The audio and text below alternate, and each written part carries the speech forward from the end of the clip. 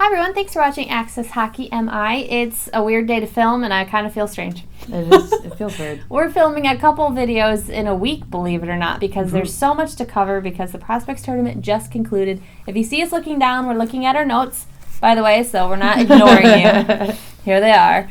Just a quick overview of the tournament. It was great. Yeah, it was amazing. The Red Wings played 3 games. We were able to catch 2 of the 3 because of how long we could be in town. Yeah. They played great in all the games. I think when we watched, they were 1-1, but then when we didn't watch, they were then 2-1. Yeah. So that was super cool that they could win. The last game or the last game. The third game. They won it. Yeah. But it was great because we got to see all the people that we've been waiting to see as far as our friends and as far as the players. It's true. Playing on the ice. Which are obviously our friends. Clearly our friends. But yeah, so it was a great experience. We have so many things to talk about, but today we're going to talk about goaltending like we promised because we finally were able to see Bednash, Cosa, and the invite Oak. I believe it's Oak. It could be Okie, but... Okay. But it was spelled O-K-E. Yeah. So we'll just go with Oak. Let's not make it harder than it is. Seriously. But yeah, so that is basically what it is. So like, comment, and subscribe if you would be so kind. Share this video. In the coming weeks, Rachel's going to tell you what we're going to talk about because I almost did it. But yeah, make sure you do that, and then let's get into the video. She gives me a new task, and then almost takes over. Without the notes in front of me, I'm like freaking out here. I'm like, what? Their teleprompter's gone. So in our next video, we're going to dive a little bit more in depth about what actually happened at the tournament regarding like our Soderblom and Edvinsson and Johansson. There she goes again. Cosa.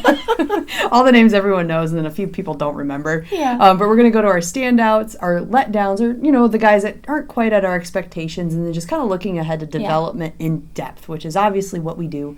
So that'll be in the coming videos. We're going to really dive into that with what we saw during the games and, what we heard kind of on the back end of things. Yeah, and as far as letdowns, I think I'd phrase that more. I know I wrote it, but I hate that word. I would phrase it more like, oh, right, we drafted him. Right. Kind of like, oh, that's so exciting. That guy! But we're going to save it. I almost said a name. We're going to save it. You could always go to www.accesshockeymi.com and see who we've talked about. This might be the officially longest intro we've ever done ever. But let's get going. No, this is actually the video. We're done. And we're done. This could be very long, guys. Not as long as our last year's Prospect Tournament overview, though. That was like 30 minutes. I think it was 40. But anyway, so like we said, Bednash, Cosa, and Oak were the 3 goaltenders that we saw in the Prospects Tournament. There are so many at the Red Wings training camp that we are goalie heavy, which is something that it's a good problem to have, I think. Yeah, when was the last time we were heavy with goalies? Like good ones, too. It's not like they're heavy, they're not, And if they were, though, that's fine. Anyway. We met Manny Legacy. I feel like we got to throw that Shout out there. to Manny Legacy. Shout out to Manny Legacy. All right, sorry for the Doritos. First of all, Bednash, he's unsigned. He, on Elite Prospects, chose to be with the QMJHL in the coming year. Not surprising to me. He is the oldest of the 3 that were at the tournament, he being 20 years old. We drafted him, I believe, in 2019. I will put it up on the screen. Believe it was 20? Wherever I decide to put it. Right here. That will be. Put it in my palm. I'll try to put it there. Yeah, so he is the oldest one, the one that's been in our system for the longest as far as these 3 have gone. And I really liked his play. Yeah. I mean, all of them played half of the games they were in, if that makes sense. So, like, the one goalie would play 30 minutes, a full period, and then 10 minutes. And then the next goalie would play 10 minutes and then another full period. So that's how, I think we might have been one of the only clubs to do that. Yeah, there weren't many that I noticed that were doing that. They would just keep a goaltender in the entire time. But our guys, we like to see what they're doing, so we like to put them in. But I really like Bednash. I always have. He's been probably my favorite goalie coming down the pike. I know. Gasp. Unreal. But yeah, that would be Bednash, and then I'll give Cosa's information here, and then you can chat about him if you want. So Cosa, he's 19. He's signed up into the 24-25 season. I don't even want to think about that year. Gross. But right now he shows on Elite Prospects to be on the Grand Rapids Griffins roster, which I don't doubt. I think he will start there. Let's just put it out there. Yeah. But yeah, what do you think about Sebastian Cossa? Can I say something about Bednash first? Oh, yeah. Great. I loved him. I'm sorry. I should have let you. Stole all the thunder This video, I'm so sorry, guys. It's great. It's raw. It's gritty. They're all raw. This is way more raw. Sunday that we normally record. But I think with Bednash, one thing that I was really happy with was his obvious progress. I think a lot of people forgot we drafted him. Yeah. We saw him last season. Him and Cosa did not do great in last year's tournament. So hate to break it to you, but they both looked pretty bad. But it's great that they look better. Yeah, he came out in his first game. I was shocked, actually, with how much he had very clearly developed, and I do believe it has a lot to do with spending some time over in the QMJHL. Yeah. Because prior to that last season, before he even came for the tournament, he was playing in the Czech Republic. Yeah. So, the ice size, obviously, it's a big deal, especially for goaltenders. Mm-hmm. That whole season on North American ice in Canada, I think made all the difference in the world. So he came back way more confident, way more knowledgeable, I think. Mm-hmm. And he's very involved with the plays, too. So his play style, he's adapted. And I thought out of all of them, I thought he grew the most, obviously. So just kind of want a little gush fest about that. So good job on Jan Bednash. You look fantastic, buddy. Jan Bednar. How very American of you. But, I mean, just to say, just don't forget about this kid. Yeah. I think he's got just as much push for the NHL I as think Cosa probably does. next season we'll see him. Yeah. He's working hard behind the scenes, and I think it's kind of in his favor that people are kind of forgetting, because then he's just going to pop up and have the element surprise. I don't think he's going to let people forget, but Cosa, on the other hand, no one forgets about him. Yeah, right. Everyone prays to the skies. He's good. Kid's He is good. I think with Cosa, I liked how confident he looked this season. Yeah. Last season at the tournament, he looked almost out of place. But it's not a gross confidence either. Yeah. You can be, overconfident, and it's like someone score on that guy. Yeah. But he's not like that, of course, because he's our goalie. Don't score on him. But he's very confident, and I think that he has improved so much just in the short time he's been in America, first of all, training. It's been great. So to see that, hopefully, and build on that, I think that's going to be super, super great. And I do think he's outgrown the skill level of where he was. Right. So I think that it would be important for him to be in Grand Rapids if that is how the brass decides. Yeah, and I will say I agree with you. I know everyone's hoping, it'd be cool if he made it to Detroit in the opening night. He's not going to. I just don't see that yet. And he's very young. I think a good test will be preseason. Yeah. And this is, it's against kids his age, his skill level. So putting them with the preseason matches and even in training camp, getting peppered by, the older guys in the vets. Training camp is very important for that specific reason alone. Yeah. Now they're facing high caliber NHL talent in training camp where the coaches can see how they're reacting to that, how they could react to it, what they need to improve on. So this is a very important time for both of them. So training camp's going on right now as this is filming, and before this is even launched, it'll be going on. Right. Or even after, I should say, it'll be going on. So that's why it's really important for these two guys to be at that camp with the other invitees, with the Detroit goalies, and to be with the Detroit goalies to learn and glean from them is very important as well. So all around, very impressive. Yeah. And Oak, too, shout out to him. He did very well. He did very well. I was very impressed. And he is 18 years old. He's from Michigan. Oh, is he really? Yeah, he went. He went to state. A native? Look at that. I think he went to on state. My sweater. I don't know if you can see Might not have been him, but he was playing with the Saginaw Spirit. I looked at a lot of stats. One of our other goaltenders went to state. That's probably one I'm thinking about. Yeah, probably. We have a lot of them. Yeah, it is true. So the overall idea that we were hearing from Yzerman, and it's just the common sense idea, is that these guys should go where they're going to play the most or where they're going to have the most opportunity. I touched on it a little bit earlier. You want them to be where they're not yet outgrown, if that makes sense, because I feel like that could regress you, especially as a goaltender, if you're only playing against people who maybe in a setting that's not your skill level, you're going to go backwards rather than forwards. Right. Or stagnate. And we've seen that with goalies in our system before, and you don't want that to happen. So it'd be very important for these guys to go where they can do the most. And I think for Cosa, that would be GR. Right. That would be very exciting because he's not going to play a lot if he goes to the Red Wings. So and it would just be beneficial to start in the American League. I always feel that way.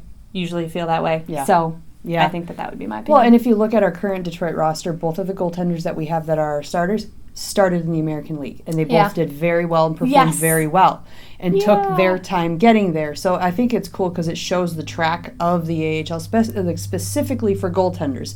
Like skaters and defensemen, it's a little different, a little faster. These guys, they're literally out there the entire game, so it takes a lot to adapt to that caliber of play. It's and a lot of concentration, a lot of focus. It's ridiculous. It goes so fast, and so it's important to note that they do need to spend the time where they're going to get the ice time, where they're not just bench warming or working out during a game. Definitely. So just a little highlight on Grand Rapids goaltending as it stands. Brastrom will, of course, Victor Brastrom will be in Grand Rapids. He's still trying to make a push for the NHL, and I think he could do it. This year would be very important, though, for him. this is the year, I would say. Considering what we've been saying about these other two goalies, if he does not push enough or does not show enough or is not noticed enough, I think he would fall by the wayside given who's coming up and how much attention is on them. Then again, coaching staff, they're not paying attention half the time to what the fans are because the coaching staff knows what's needed. Right. It's kind of their job. Yeah, exactly. So Brastrom, we're assuming Cosa. I'm hoping he'll be there. And we're also thinking Okanura will be there. He's the goaltender from Finland. Yep. He's going to be the vet type Calvin Pickard-esque goaltender to have in there because I think it's very important to have someone who's been there before, who's done a lot of playing in his career behind the young guys. Yeah, and Okanura too, and we touched on him a few videos ago, I believe. He's played it here in the States multiple times. Yeah. Like he was in college here in AHL, ECHL, so he's got a lot of experience, so that's where he'll come in. So he's technically not a prospect. Yeah. He is our vet filler. Yeah.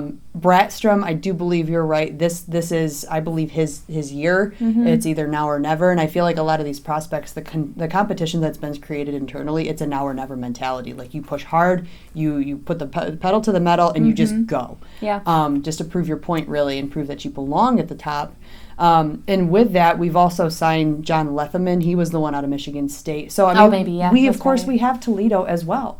So it's not to say some of these guys won't end up in Toledo. Okanura won't. I don't believe Bratstrom will. Don't know about Cosa. If the E is where he belongs or where he can get the ice, that's where they're going to put him. So it depends a lot. You never know till it starts, and then half the time you're like, oh, okay. Yeah. But then again, Okanura, I could see him being, the goalie called up if needed in Detroit for sure. I don't know if Bratstrom had any time doing that. He didn't. Not yet. Well, I'll double check that and fill that in here if needed. But so far in Detroit, we'll have Alex Nedeljkovic and Billy Husso, and that's for sure. Like those guys are for Detroit, and they have been talking about the inner competitiveness between them, and how important that is for goalies and I think that that's a great attitude to have, and I think it's an attitude the Red Wings try foster. Yeah. Foster. Yeah. They try make that happen because that just you fight for minutes. Yeah. Well, that and the goaltenders, they're a different breed. Like you look at how they interact with each other, and they understand the game from a completely different perspective. Yeah, they need each other. They really do. They are bizarre, but we love our goalies. Yeah. But it is really exciting to see all these guys, even the undrafted guys that are just signed to tryouts and things like that, like Letherman. They could. We've said it before. The ECHL is not a downgrade. It is still a professional league. It's kind of like, I've heard it said that it's kind of like the beer league of pro sports. But I mean, they're gritty for sure. You learn something. You learn Toledo. You come up a different person. You could be blocking a puck or a walleye like a fish. You don't know what's going to happen. But it's really encouraging, especially for Cosa. If we do see him in Grand Rapids, I don't think Grand Rapids fans will complain at all. No. I don't believe he'll be Detroit, but with how many guys we've got competing for the spots, it's going to be a really exciting season or two just to see who pushes and who pushes the hardest. In either club, for sure. So, key takeaways, Rachel and I both agree that don't rush development. Right. Like we've been saying, if they can play where they're going to get the most time, that's going to be the most beneficial for their development. So that'd be important, and that goes for all, not just goalies, but we'll get into that next week probably. We're going to scold you. Yeah, developmental hockey, if they're outgrowing where they were playing, the idea would be to get them to the next level so that they can continue to grow on their strength, not regress, because regression is the ultimate ultimate enemy.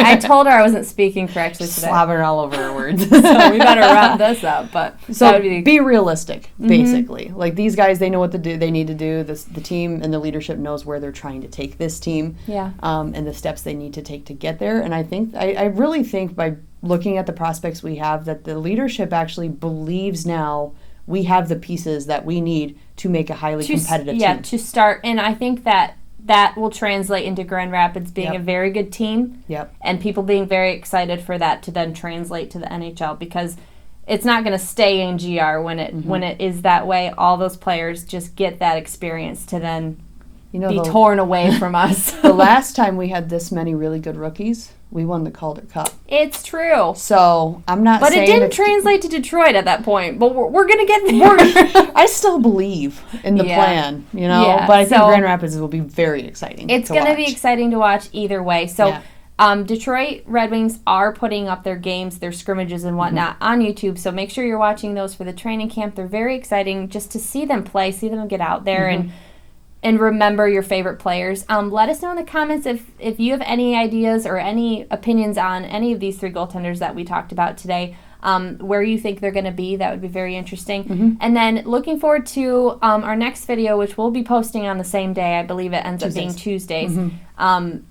Let us know if you want to hear about any specific prospect in specific that we can talk about, because we can hit that too. But yeah, just let us know. It's so good to be back. It's so good to have seen hockey. So like in person, live. And we're really looking forward to this season and what it brings for the Red Wings, for us, and just in general. So less than a month to go, guys. It's very exciting. So keep on watching our videos. That would be great. And thanks so much again for watching. Like, comment, subscribe, and we will see you next time. Bye, guys.